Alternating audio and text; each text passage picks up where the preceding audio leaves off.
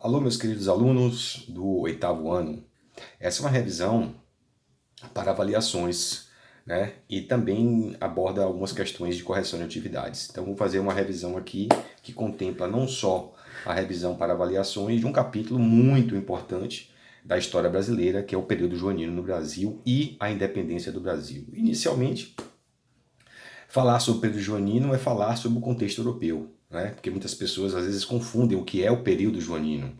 O período joanino é o período no qual o príncipe regente, né, Dom João, esteve à frente, né, da administração colonial aqui no Brasil e também à frente das decisões da corte portuguesa aqui no Brasil. Quando se fala de período joanino, é sempre importante lembrar que é a corte portuguesa que está no Brasil, ou seja, vai haver uma fuga da família real de Portugal para o Brasil e, consequentemente, o Brasil passa a tomar novos rumos dentro do seu processo histórico e que caminha a passos largos para a independência. Falo até em um fator muito importante que antecede a independência do Brasil, que é a própria presença da família real portuguesa no Brasil. A instalação da corte portuguesa no Brasil foi um passo importante para a independência, mas entre a chegada da família real, ou melhor, entre a saída, né, entre a fuga da família real de Portugal para o Brasil e a independência do Brasil, decorre aí um período curto da história, que vai de 1808 até 1822, mas com um período muito cheio de fatos históricos, detalhes, acontecimentos, não só no Brasil, mas também na Europa. E começando pela Europa, o fator que motivou a vinda da família real para o Brasil são dois básicos, diretos, aqueles objetivos. A questão da expansão do Império Napoleônico e o fechamento dos portos, né, através do bloqueio continental, a pressão que Napoleão Bonaparte exercia sobre a Inglaterra, né, inimiga da França, histórica, secular, e a aliança entre a Inglaterra e Portugal, né, fez com que a Inglaterra providenciasse, vamos dizer assim, a logística para a família real fugir do Brasil, fugir de Portugal e vir para o Brasil, né? Bom, esse é um fator que proporcionou diretamente a vinda da família real para o Brasil. São esses dois fatores, o bloqueio continental e a aliança entre Portugal e a Inglaterra, uma aliança que proporcionava aí grandes vantagens econômicas para a Inglaterra. E uma vez a Inglaterra estando aqui no Brasil, apoiando Portugal, seria também diretamente beneficiada em termos econômicos. E qual seria essas vantagens econômicas que a Inglaterra teria aqui no Brasil? Inúmeras. Bom, já já eu falo sobre essas inúmeras vantagens, mas é preciso que a gente veja o seguinte: a família real no Brasil, né, é isso que nos interessa no momento. É esse período joanino que vai fortalecer um sentimento, né, de desenvolvimento econômico brasileiro, de mais autonomia, né, vai passar para o povo brasileiro uma característica, né, um sentimento de desenvolvimento, de pertencimento mesmo à ideia de autonomia política e econômica. Claro que isso começou a se desenhar. Mas antes de chegar no 1822, naquele tão 7 de setembro, né, ou naquela possibilidade de independência ou morte, até discutirmos todas essas características da independência do Brasil, o período joanino marcou, de fato, grandes desenvolvimentos para o Rio de Janeiro, principalmente, né, e outras grandes capitais, a começar pela questão portuária, né? Os portos tiveram que ser estruturados. O Porto de Salvador, por exemplo, ele foi um dos portos mais importantes das Américas, né? Devido à sua Baía de Todos os Santos, que é altamente, amplamente navegável, e pela própria importância que Portugal tinha com relação à cidade de Salvador. Muitos portugueses moravam em Salvador, isso a gente vai ver logo depois aí com o processo de independência do Brasil, o 2 de julho, por exemplo. Mas, de fato, outras grandes cidades, como Santos, como o próprio Recife, ganharam notoriedade por conta da presença da família real no Brasil. Entre outros benefícios, nós temos aí a abertura dos portos, que para Portugal não foi bom, mas para o Brasil foi muito bom, porque essa abertura dos portos quebrou com o pacto colonial, quebrou com a hegemonia de Portugal sobre o controle comercial no Brasil e econômico, favorecendo a outros países virem comercializar no Brasil. Logicamente que quem intermediava essa ponte comercial entre Brasil e as nações amigas era a Inglaterra, né? Que na verdade foi uma das grandes beneficiadas também dentro dessa abertura dos portos que aconteceu por volta de 1808 pelo príncipe regente Dom João.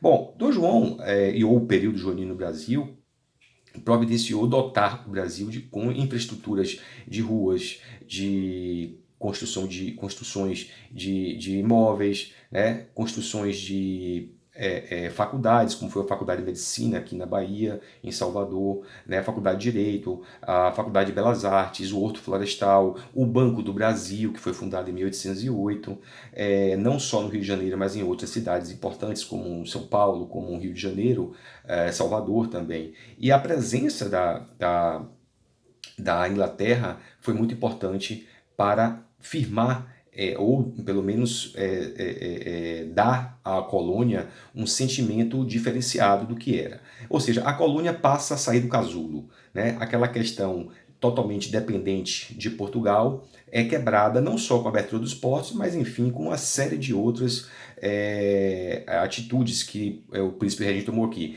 Entre eles, os tratados de comércio e navegação feitos entre Brasil e Portugal para ratificar a própria abertura dos portos, os tratados de amizade que foram feitos com a Inglaterra, isso tudo fez com que o Brasil ele consolidasse esse sentimento que eu falei, que é o sentimento de mais autonomia econômica para a colônia. Isso aí é fato, né? Política não, porque a corte instalada no Brasil, ela transfere a administração que seria colonial para o Brasil. Então nós temos aqui a corte portuguesa no Brasil, e também, ao mesmo tempo, a administração colonial de Portugal também no Brasil. Então, o fato do Brasil ainda ser colônia de Portugal, mas nesse momento o sentimento mudou. Mudou com relação à população, mudou com relação à própria estrutura internacional do Brasil, que em 1818, mais ou menos, 1815, entre 1818, houve a necessidade do Brasil ser levado à categoria de Reino Unido a Portugal e Algarves por conta de representatividade internacional no Congresso de Viena. Portugal precisa da representatividade, como a família real não estava em Portugal, o Brasil ele teve que ser elevado à categoria de reino, portanto aí ele deixa de ser colônia, e é um passo à frente dentro das expectativas da independência do Brasil. Né? O período joanino, portanto, marca uma série de coisas que eu acabei de falar aqui agora e que foram passos largos rumo ao processo de independência. Bom, antes da família real regressar para Portugal por força da Revolução do Porto em 1820, o Brasil, quando o João ainda enfrenta aí uma das revoltas que foi muito vou dizer, significativa para a história do Brasil, né? Que foi exatamente a própria necessidade, uma das revoltas que de fato motivou a volta da família real para o Brasil, que foi a Revolução do Porto. Essa manifestação, ela teve uma similaridade aqui no Brasil, que foi a insurreição pernambucana, né, de 1817. Ela foi talvez a última rebelião com vistas à separação do Brasil de Portugal, ainda com a família real no Brasil, e né, teve a proposta mesmo, lá em Pernambuco, com Frei Caneca, de separar o Brasil de Portugal e implantar, inclusive, até uma república aqui. Bom, essa manifestação, essa rebelião que aconteceu em Pernambuco, ela teve como consequência exatamente uma celeridade no processo de alerta, né, para os portugueses que o Brasil estava realmente em ebulição, estava em efervescência as ideias revolucionárias. Né?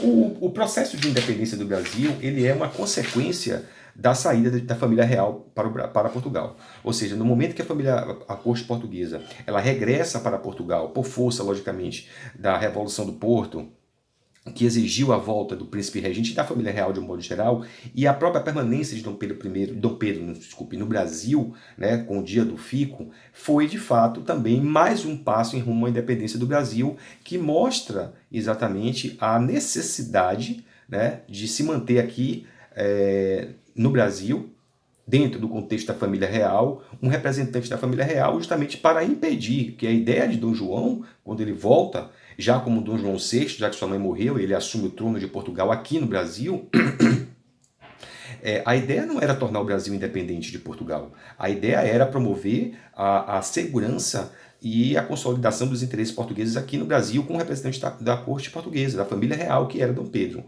Mas Dom Pedro, por circunstâncias internas, principalmente do Brasil, e pela própria pressão de Portugal, querendo que ele regressasse, e ele ficou aqui por no dia do fico.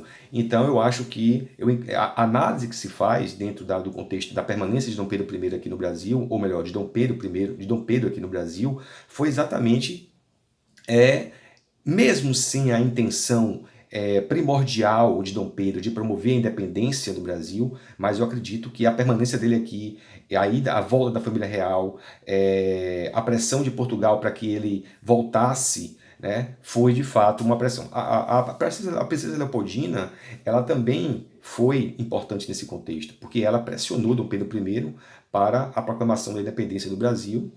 Bom, com relação ao grito do Ipiranga, isso fica por conta do imaginário, porque na verdade esse independência ou morte, na verdade ele nunca existiu da forma como alguns livros antigos de histórias mostram. O que mostra na verdade foi um Dom Pedro completamente pressionado, né, entre os interesses de Portugal com o Brasil e os interesses do Brasil com relação à independência. Então ele ficou no meio e aí cabia a ele tomar a decisão que não tomou. Na verdade, o decreto da independência, né, a decretação, a assinatura do decreto da independência do Brasil e de Portugal, foi feita pela própria esposa dele, enquanto ele estava em missão de deslocamento para Santos, com vistas a pedir apoio, a ganhar apoio para poder fortalecer. Porque, na verdade, o grande medo de Dom Pedro era perder o Brasil para o brasileiro, né? Ou não conseguir se manter no poder. Esse era o grande problema de Dom Pedro. Mas, enfim, a proclamação foi concluída, né? E a partir do momento que o Brasil se torna independente, nós vamos ter também aí uma série de desdobramentos políticos no Brasil. Os dois principais partidos que existiam no Brasil, o Partido Liberal e o Partido Conservador. O Partido Liberal dentro de uma esfera de brasileiros, com algumas tendências diferentes, como alguns monarquistas constitucionais, outros mais exaltados, como republicanos dentro do próprio Partido Liberal, e o Partido Conservador, que era em sua maioria de portugueses, que desejava a manutenção da monarquia absolutista e, em alguns casos, né, contra até a independência do Brasil. Mas, enfim, esse é o capítulo que fala sobre o período joanino no Brasil, e a seguir eu vou falar sobre o primeiro reinado no Brasil. Esse capítulo ainda tem algumas questões importantes, né, que eu vou corrigir agora, falando principalmente aqui da página da questão 161, né, onde fala sobre o 7 de setembro, a independência do Brasil. Essa questão é importante, porque fala que qual os fatores diretos da independência do Brasil. Então, quando se fala de fator direto, né, você tem que analisar todo o processo. E eu digo para vocês que a permanência da corte portuguesa no Brasil, o fato da corte portuguesa estar no Brasil, foi, como eu já falei anteriormente na aula, foi uma aceleração da independência do Brasil. Faz parte do contexto da independência do Brasil o fato da família real estar presente aqui no Brasil. Portanto, a resposta da questão 2 da página 161 é a letra A. Também tem outra questão interessante aqui, mas essa já é do outro capítulo, primeiro reinado, que vai cair para a prova de você, do capítulo 9, certo? Ainda no capítulo 8, eu posso citar para vocês aqui a questão da página 158. Eu falei da 161, mas estou voltando aqui para 158. Assinale a opção cujo conteúdo está relacionado à Revolução Liberal do Porto, ocorrida em Portugal em 1820. Bom, qual era a proposta da Revolução do Porto? Liberal, sim, mas com propostas. A ideologia do momento era ser uma ideologia liberal, porém a Revolução do Porto desejava exatamente o contrário: recolonização do Brasil, medidas conservadoras, a volta de Dom Pedro para Portugal, a família real que voltou também, mas Dom Pedro ficou. Mas enfim, a resposta à questão da 158 é a letra C. De modo geral, os líderes do movimento em Portugal defendiam uma política recolonizadora para o Brasil, ou seja, conservadora. Portanto, letra C. Ainda aqui no capítulo 8, Você tem aqui uma questão também interessante das tentativas de rebeliões que aconteceram, de revoltas que aconteceram ainda no período joanino. Essa questão está na página 157. A resposta, a letra é a Revolução Pernambucana, também conhecida como a Insurreição Pernambucana de 1817, que visava, acima de tudo, a separação do Brasil de Portugal, o fim do período colonial brasileiro e a implantação de uma república no Brasil, certo? Portanto, essas são as questões importantes do capítulo 8 e a revisão do capítulo 8 para a prova de vocês, ok? Um abraço a todos e estudem.